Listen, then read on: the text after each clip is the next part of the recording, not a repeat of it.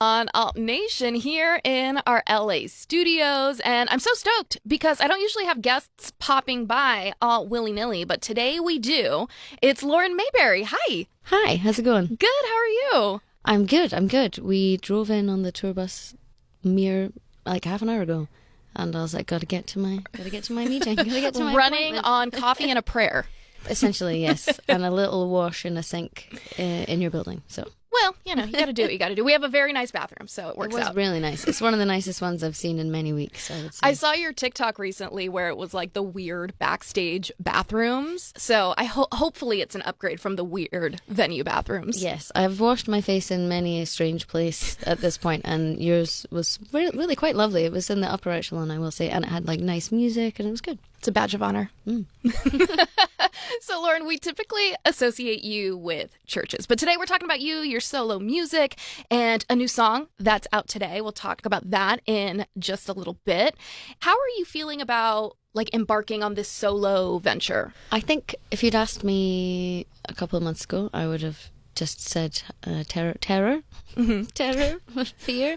But now I feel excited about it. I think it's helpful now that it exists in the world. I think for a long time it was just me and like a handful of other people that knew about it, so it didn't feel like a real thing. Kind of. And I think that was good. I think it was right to keep it to myself until I knew what I wanted it to be and have enough of the music that I knew what kind of world it was going to live in. And having played some live shows and stuff now, I feel more comfortable. It's been such a different experience to the band. For a long time I didn't want to do anything outside of the band, and then for a while I did, but I wasn't sure how to go about that or what the implications of that would be. So I'm grateful that the two things can coexist in the universe, but for now I'm on my side quest. What about it at this point made it feel like the right time to start pursuing your side quest? I guess it's been something that's been kind of bubbling in my brain for a couple of years, maybe. At first it was just thinking about, there's certain just lyrics or concepts that I just wouldn't write in the band, because even though I'm the narrator in the band, and the guys in the band have always been very generous about making space for me to do that, there's just certain things I think you can't really say in that context, or especially as like the only female in a group of guys, or like even in a band, I'm like, you have to kind of speak on behalf of the collective, even if it's your point of view. And I think there was some things that I was like, I just wouldn't write that here, or I wouldn't perform that in that way, or I wouldn't be able to do that in that context. So it started to happen in that way. And I guess I met the guys from CHVRCHES when I was 23, and I'm 35 now. So I was like, I feel like there's different things that you want to create.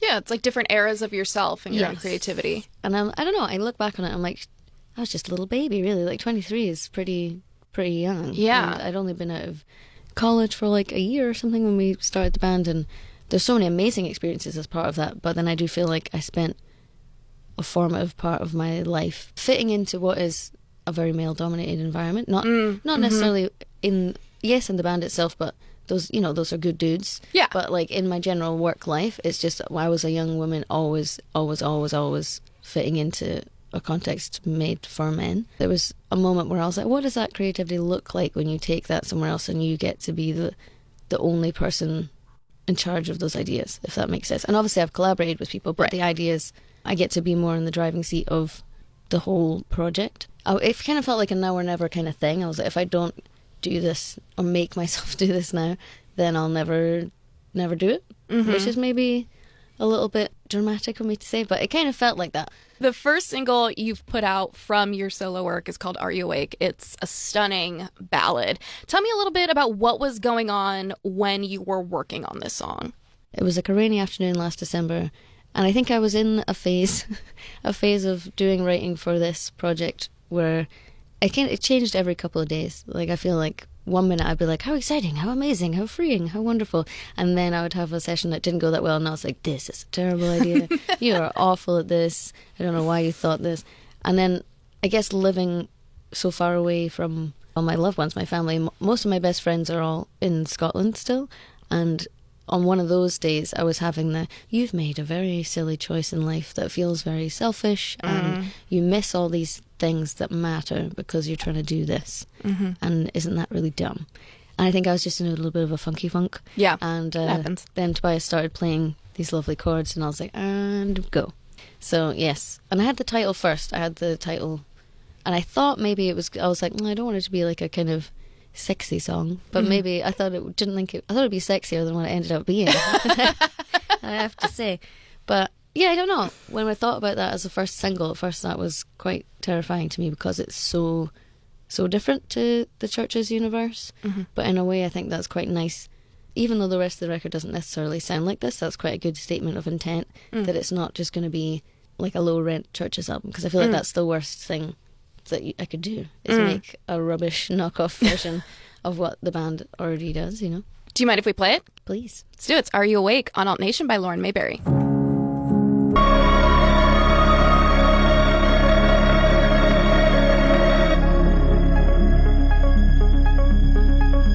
Alt Nation, I'm Tatiana here in our LA studios with Lauren Mayberry. She's hanging out for a bit. We're talking about her new music, and you are currently out and about playing shows for this new music. And I've been looking at the set list. I see a few covers on the set list, some Madonna, some Sleater Kinney.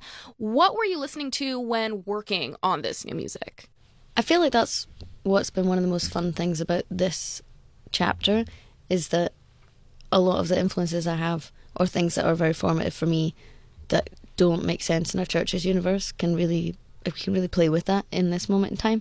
And when I think about the playlists that I was listening to when I was writing a lot of the record, it was like PJ Harvey and Fiona Apple, Tori Amos, Alanis Morissette, a lot of like very specific focused female storytelling, I would say.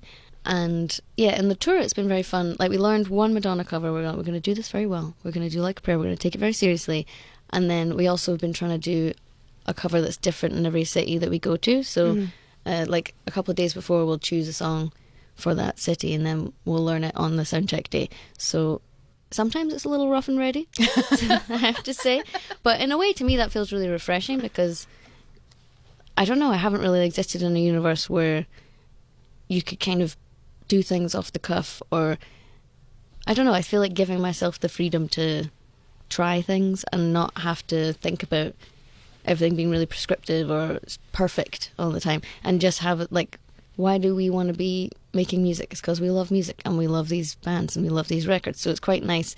We were saying that with the session band the other day. We were like, it's quite nice to actually, I hate that playful feels like a cringy word to use, but kind of, I'm like, because like we're all like serious in the business and all that. Very but serious. It's quite fun to be like, let's just like learn a song together and play it.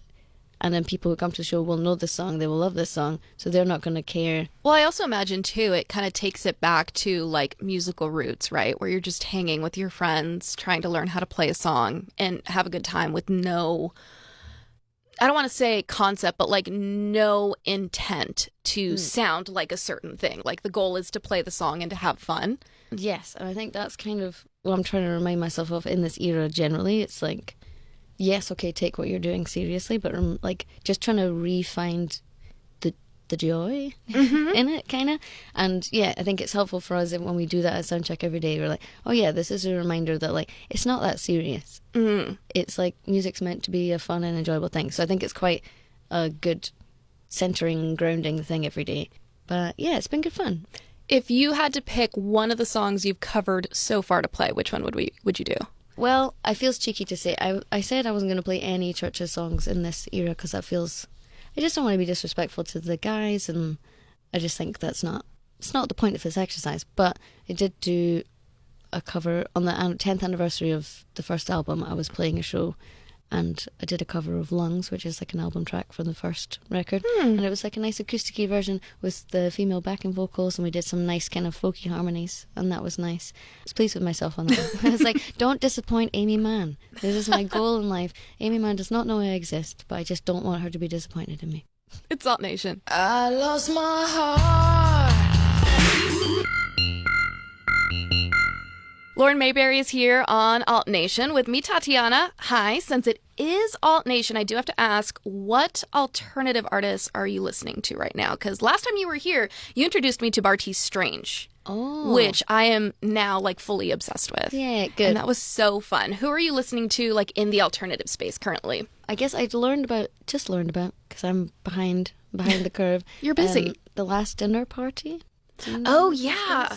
I like the mystery around a lot of it. Like I like that there's only a couple songs, but they're playing shows, and I just kind of want to dress like them and be friends with them. I don't know. It gives me kind of like Kate Bushy, Florence and the Machine-y kind of vibes, and I'm always down for that.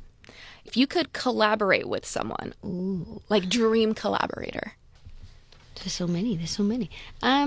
I guess I, like everybody else in the universe, is obsessed with Troye Sivan in this moment in time. I know I'm dreaming big there. It's a big ask.